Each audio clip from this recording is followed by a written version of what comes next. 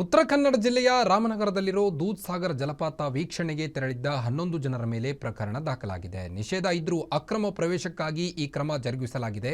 Castle rock ಮತ್ತು ಕೋಲಂ ನಡುವೆ ಇರುವ ದೂದ್ ಸಾಗರ್ ಜಲಪಾತ ವೀಕ್ಷಣೆಗೆ ಜೂನ್ 30ರಿಂದ ಪ್ರವೇಶವನ್ನು ನಿರ್ಬಂಧಿಸಲಾಗಿತ್ತು.